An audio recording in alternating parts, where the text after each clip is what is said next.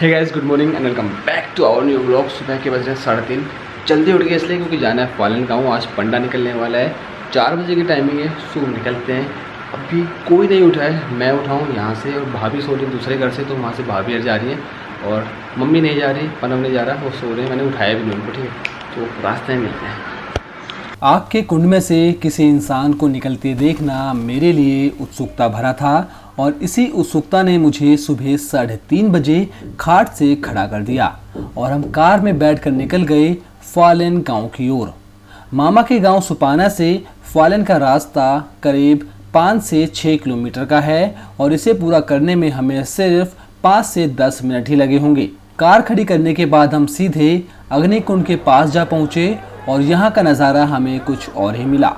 सुबह के 3:30 बजे होंगे और यहाँ हजारों की भीड़ जमा थी। ये सब लोग भी हमारी तरह ही पंडा यानी आग में से इंसान को निकलता देखने के लिए इकट्ठा हुए थे। आग की लपटें करीब 1 मंजिला ऊंची थी और इन लपटों के बीच लहराते सैकड़ों मोबाइल फोन इस पूरे वाकया को हमेशा के लिए कैमरे में कैद करने की जद्दोजहद में लगे थे। मैं भी इसी भीड़ का हिस्सा बन गया और कैमरा लेकर खड़ा हो गया कतार में, इसी सोच के साथ कि अच्छे से इस पूरे सीन को रिकॉर्ड कर सकूं ताकि आप घर बैठे पंडा का आग के गलियारों में से निकलना देख सकें।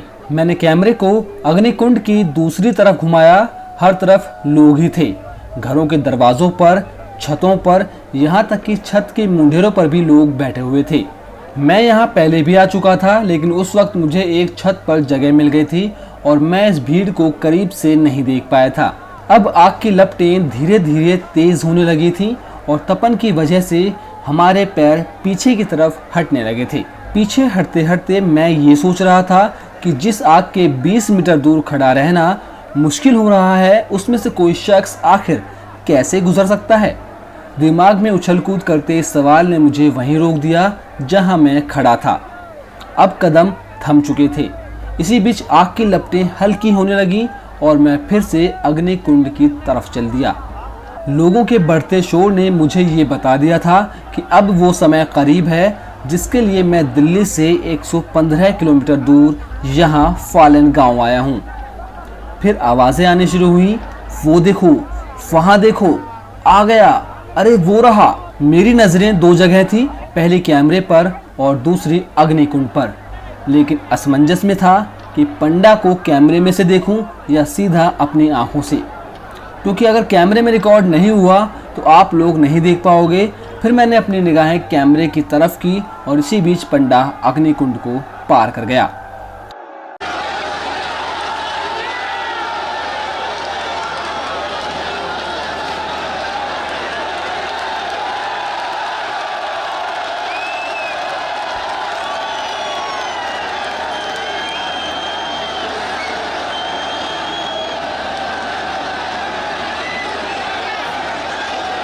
अग्निकुंड के दूसरी तरफ खड़े लोगों ने पंडे को गले से लगा लिया। लाठियां हवा में लहराने लगी, जो ये बता रही थी कि सैकड़ों साल से चली आ रही ये प्रथा इस साल भी बहुत अच्छे से पूरी हो गई। अब एक बार वीडियो को थोड़ा स्लो करते हैं ताकि आपको साफ साफ नजर आ सके।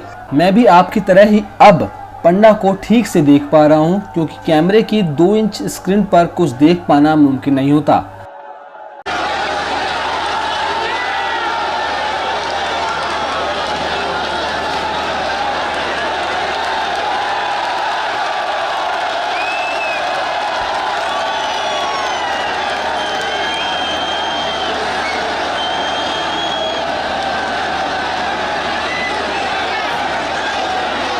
मेरी तरह अब आप भी सोचिए कैसे इन लपटों के बीच से कोई बिना जख्मी हुए गुजर सकता है। लेकिन जहां श्रद्धा और भक्ति होती है वहां सब कुछ।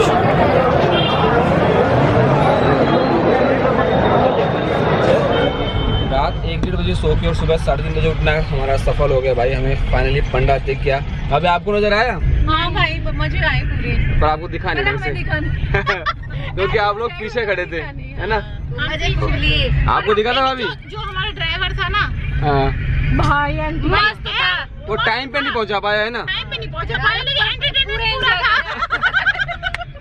भाई रामधन ने बिल्कुल टाइम पे पहुंचा दिया। हम लेट निकले थे घर से, लेकिन सही टाइम पे पहुंचते। कोहरा बहुत है यहाँ, लेकिन फिर भी टाइम पर पहुंच गए और देख लिया। हालांकि पिछली बार हमने बहुत प्यार से देखा था ना, क्योंकि हमें एक घर में जगह मिल गई थी। हाँ, और ऊपर चढ़ के वहाँ से क्लियर दिखा। इस बार हम ऊपर नहीं चढ़ पाए, नीचे से देखना पड़ेगा। पर ठीक है, कैप्चर हो गया, आपने देख ही लिया जो नज़र आया। वापस आ गए हैं और अभी बज रहे हैं सुबह के भाई 5। कोई भी नहीं उठाए घर में, और मैं भी दोबारा सो जाता हूँ क्योंकि होली खेलेंगे आज, उसके बाद आपसे देखते हैं।